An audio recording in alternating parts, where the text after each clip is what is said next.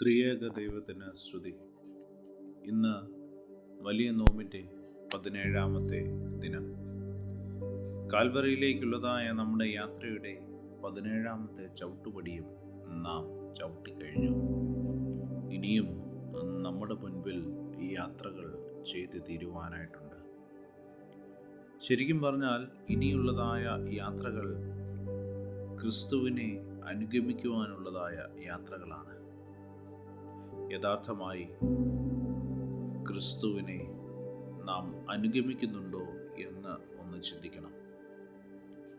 ക്രിസ്തു നമ്മെ വിളിക്കുമ്പോൾ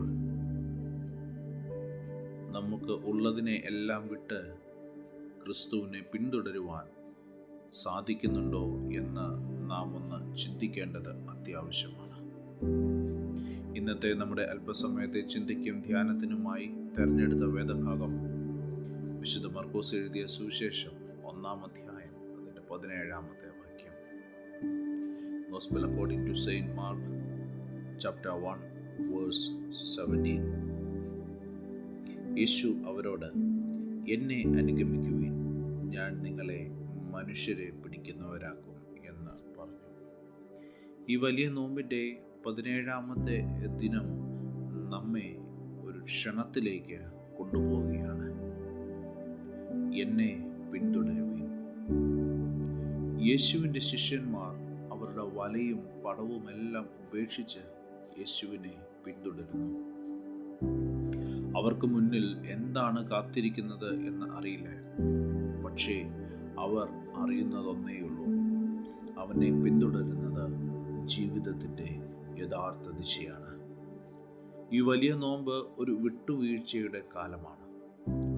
പാപങ്ങളെ മാത്രമല്ല, നമ്മെ പിടിച്ചു നിർത്തുന്നതായ അനാവശ്യ ഭാരങ്ങളെയും വിട്ടുകളയേണ്ടുന്നതായ സമയം. അഹങ്കാരം, സ്വാർത്ഥത, അസൂയ, അനുതാപമില്ലായ്മ ഇവയെല്ലാം വല പോലെ നമ്മെ കൊടുക്കുന്നു. യേശുവിനെ പിന്തുടരുന്നത് ഒരു ഭക്തിപരമായ വികാരം മാത്രമല്ല, അത് ഒരു തീരുമാനമാണ്. അവൻ്റെ വഴിയിൽ നടക്കുവാൻ, അവൻ്റെ സ്വഭാവത്തെ സ്വീകരിക്കുവാൻ, അവൻ്റെ ദൗത്യത്തിൽ പങ്കാളികളാകുവാൻ. ഇന്ന് നമുക്ക് നമ്മോട് തന്നെ ചോദ്യങ്ങൾ ചോദിക്കാം. പ്രിയമുള്ളവരെ, ഞാൻ യഥാർത്ഥത്തിൽ ക്രിസ്തുവിനെ പിന്തുടരുന്നുണ്ടോ? അല്ലെങ്കിൽ ദൂരത്തിൽ നിന്ന് മാത്രമാണോ ആരാധിക്കുന്നത്? ഈ വലിയ നോമ്പ് നമ്മെ ശിഷ്യത്വത്തിലേക്ക് വിളിക്കുന്നു. പിന്തുടരുക, മാറ്റം വരിക, സാക്ഷികളാകുക. കണ്ണുകളെ അടയ്ക്കാം, പ്രാർത്ഥിക്കാം. കർത്താവേ, നിന്നെ പിന്തുടരുവാനുള്ള ധൈര്യം എനിക്ക് തരണമേ. എൻ്റെ പഴയ വഴികളെ വിട്ട് നിന്റെ വഴിയിൽ നടക്കാൻ എന്നെ നയിക്കണമേ. യേശുവിൻ്റെ നാമത്തിൽ തന്നെ, ആമേൻ.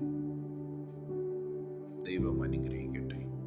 സ്നേഹത്തോടെ, ജോയൽ അച്ഛൻ.